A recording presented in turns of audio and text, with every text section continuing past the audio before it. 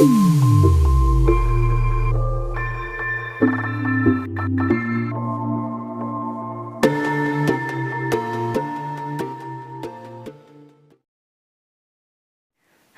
and welcome to my channel.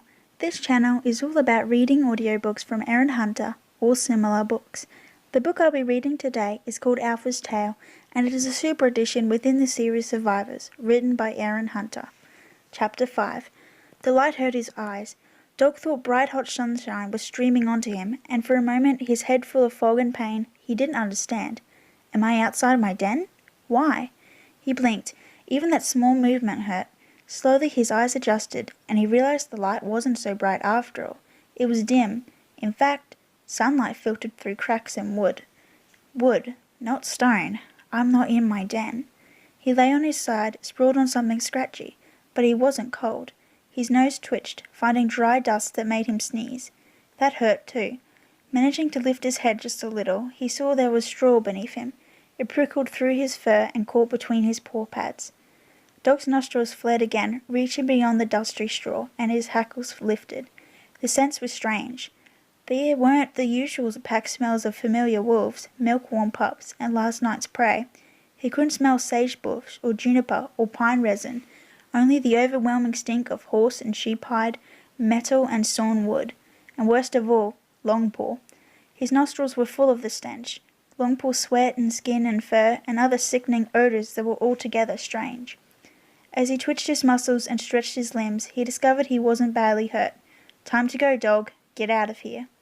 He rolled onto his belly, crouched flat, and pricked his ears as he glanced around. He could focus again, his vision clear and sharp. He lay in some kind of Longpaw den, full of straw and the odours of strange animals. But a square of light glowed at the far end of it. That was his way out, then. Beyond the opening in the den, Dog could see a hazy blue line of hills in the distance, jagged with trees. Yearning swept through him, a ferocious need to be running free with his pack. Dog hunched his shoulders, set his jaw, and sprang for freedom. Something around his throat jerked him back in mid-air, then slammed him into the hard floor with a clatter of chain. A jolt of fresh pain shot through his skull, and Dog gasped, his eyes swivelling, tongue lolling. For long moments he lay shocked, sucking for breath. No! Dog scrabbled to his paws once more toward the open landscape, straining all his muscles, but the thing that held him crushed tight around his throat. Collared! I'm collared! His mother wolf had told him about these evil things. Longpaw mischief. Extending his long claws, Dog dug them under the hide strap that was locked around his neck. There was barely space to get 2 claws in, but he managed, tearing and tugging, trying to bite and snap at it. It was no use. Dog turned, desperate. The collar was fastened to a thick chain, and the chain was locked to a stout post that stood in the straw. That was the secret, then. Dog bit on the chain, gnawing, but he realized right away that was useless. He could not afford to break his fangs, not when he was held captive among enemies. Turning with a snarl, he attacked the post instead, tearing at it with his teeth. He could break wood. He often did, ripping apart a branch, relieving his feelings about some new insult from a pack member. But this wood was different. As his jaws sank into it, they met hard metal that made his gums shudder. He recoiled at the taste inside his mouth and tried again. No, there was metal inside the wood, making it as unyielding as the chain. The cold flood of panic went through his bones. This isn't happening. It can't be. Something moved in the square of light, the gap that taunted him with freedom and the open sky. Dog blinked and narrowed his eyes. The shadow moved again, and suddenly he could see it clearly. The slender, powerful shape of a fierce dog. Dog's muscles tensed until they were quivering. He pulled back his lips and showed his teeth as the young female stalked forward to the pen, watching him coolly. If she'd come to taunt him, he'd get a jawful of abuse in reply. They were all so alike, the fierce dogs, with their shining coats and their slender muscles, but he was sure he remembered this one from the battle. However young she was also savage and powerful, and he was sure those teeth had sunk into his flank. "Are you hurt?" she asked. Dog blinked and gave a low, distrustful growl. "Well, do you have any bad wounds?" Dog gave a snort of contempt, but he glanced back at his right hind leg. "One bite. Otherwise, just scratches. If it hadn't hit my head on that stone, you'd never have brought me down." She tilted her head as if she was amused at his ferocious pride. "Of course not. You'd have defeated us all, I'm sure, and flown home with your wolf wings." Dog glowered. "Why didn't you just kill me?" he snarled.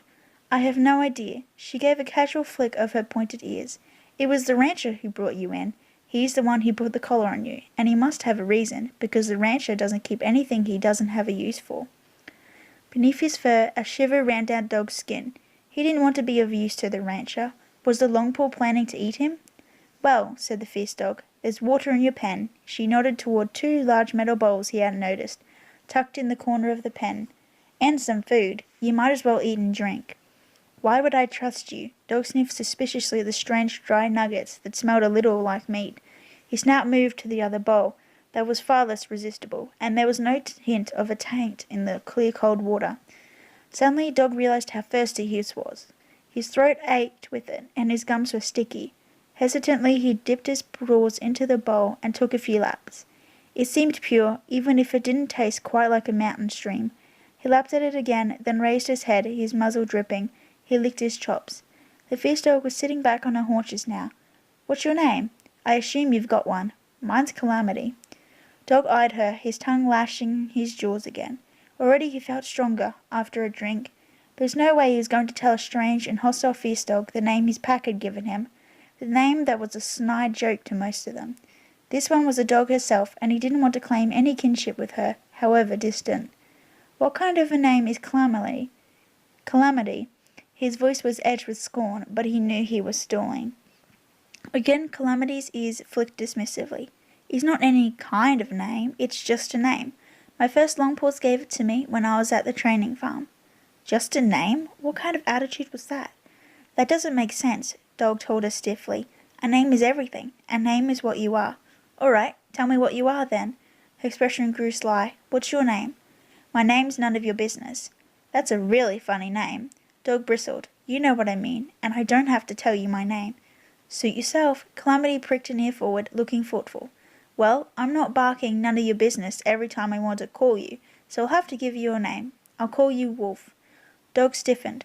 For a horrible moment he thought she was mocking him, just as his pack would. Then he realized, no, that's what she truly thinks I am. He wasn't a true wolf, but Calamity didn't know that, or she didn't care. If he thought about it, it was almost funny. With a conscious effort, Dog flattened his hackles. Go ahead, he growled. Call me what you like. It's not as if I'll be here for long. Calamity eyed him, her expression a little secureless. All right, Wolf. She got to her 4 paws and turned toward the open doorway, but she didn't stalk out. She tilted back her head and gave a volley of deep, resonant barks. For a little while there was no response, and Dog began to be amused at her pointless summons. But she didn't bark again, she just stood there patiently. He'd have expected her tail to flick at the tip, but he saw with astonishment that she didn't have one, only a small stump. Another shape appeared at the door, this one tall and upright on 2 legs. Dog froze. The Longpaw, the rancher. Despite himself, he felt his tail fall between his hind legs, and his ears lowered with fear. The rancher walked forward to the pen and put a long paw on Calamity's head. She glanced up at him trustingly, but he didn't look at her, only Dog, trembling. Dog stared back into his eyes. They were crinkled in the Longpaw's sun-beaten skin, and there was a sharp, intelligent light in them. Dog's hide tightened and his leg muscles shivered. Something about the rancher told him that escape from this place was not going to be easy. There was fur on this Longpaw's face that was the same colour as his own Alpha's, and that made Dog wonder if this was an Alpha Longpaw. He certainly seemed to be the alpha of these fierce dogs. He wasn't quick on his feet, and he didn't look sleek and muscled, but Calamity was still gazing up at him, submissive, her eyes warm and soft, and when he uttered a strange Longpaw word, she tucked her haunches swiftly under her and sat. The rancher leaned over the pen fence as Dog shrank back. Craning his furred head, he studied Dog's face and his legs and his flank. Dog could feel his keen eyes roaming all over him, and it made his hide itch. Once again the rancher patted Calamity's head and growled some unintelligible Longpaw words. Calamity gave a soft whine that sounded like an agreement. She turned her head to gaze at Dog with, he thought, exactly the same expression as the Longpaw. Dog's haunches were pressed against the wooden wall at the rear of the den. There was nowhere he could go, no room to back further away. If he comes into the pen, what do I do? Attack him? Try to get past and run for the hills? But the rancher didn't come in. He made one more coughing sound, gave Calamity a final pat on the head, then turned on his heel and walked out. Dog didn't understand. Was the Longpaw going to leave him here, a prisoner? Why? Misery and helplessness rose in his rib cage, threatening to choke him. All he could do was tip back his head and give a great despairing howl.